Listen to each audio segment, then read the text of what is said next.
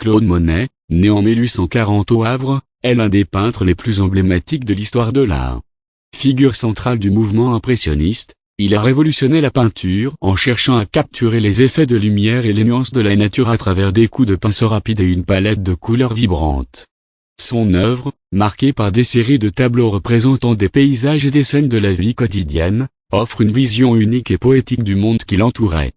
Il est premier pas, une genèse au Havre. Claude Monet naît le 14 novembre 1840 au Havre, en Normandie, dans une famille bourgeoise. Dès son plus jeune âge, il montre un intérêt pour le dessin, réalisant des caricatures de ses camarades. À l'âge de 11 ans, il entre à l'école de dessin du Havre, où il rencontre Eugène Boudin, un peintre paysagiste qui l'initia à la peinture en plein air, une technique qui deviendra essentielle dans son travail. En 1859, Monet quitte le Havre pour Paris afin de poursuivre sa formation artistique.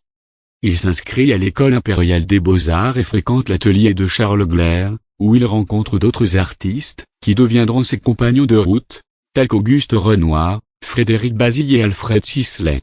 De l'émergence de l'impressionnisme dans les années 1860, Monet commence à développer son propre style, s'éloignant des conventions académiques de l'époque. Il privilégie la peinture en plein air et cherche à capturer les effets de lumière et les atmosphères changeantes. En 1872, il peint Impression, Soleil levant, une œuvre qui sera exposée en 1874 lors de la première exposition impressionniste. Le critique Louis Leroy, dans une revue satirique, qualifie cette toile de Impression, donnant ainsi son nom au mouvement. Malgré les critiques acerbes, Monet persévère et continue à peindre des scènes de la vie quotidienne, des paysages et des marines, explorant sans cesse les variations de lumière et de couleurs. Les séries, une exploration profonde de la nature. À partir des années 1880, Monet commence à travailler sur des séries de tableaux représentant le même sujet sous différentes conditions de lumière et à différents moments de la journée. Parmi ces séries les plus célèbres figurent Les Meules, une série de 25 toiles représentant des meules de foin dans les champs de la région de Giverny, capturant les variations de lumière et d'atmosphère.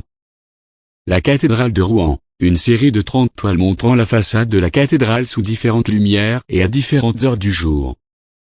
Les Nymphéas, une série de près de 250 tableaux représentant le bassin au nénuphar de son jardin à Giverny, explorant les reflets, les couleurs et les formes abstraites.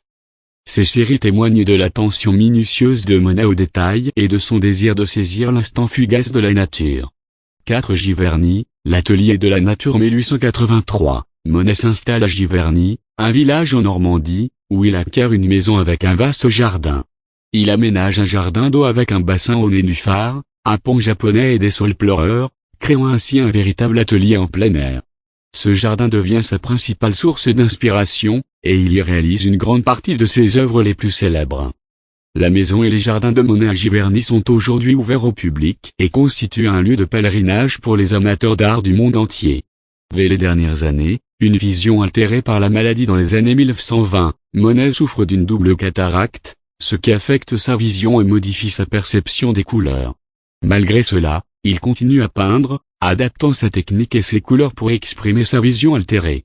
Il réalise notamment des séries de tableaux représentant des nénuphars, des ponts et des saules pleureurs, explorant des formes plus abstraites et une palette de couleurs plus intense. En 1923, il subit une opération de la cataracte, mais sa santé continue de se détériorer. Il meurt le 5 décembre 1926 à Giverny, à l'âge de 86 ans. Conclusion. Claude Monet a marqué l'histoire de l'art par sa capacité à capturer la lumière et l'atmosphère de la nature. Son œuvre, caractérisée par des coups de pinceau rapides et une palette de couleurs vibrantes, a ouvert la voie à l'art moderne. À travers ses séries, il a montré que la perception de la réalité est subjective et changeante, et que l'art peut saisir ces instants fugaces de beauté. Son héritage perdure aujourd'hui, non seulement à travers ses œuvres exposées dans les plus grands musées du monde, mais aussi à travers le jardin de Giverny, qui continue d'inspirer les visiteurs et les artistes. Claude Monet nous rappelle que l'art est avant tout une question de perception et d'émotion, et que la beauté se trouve dans les détails les plus simples de la nature.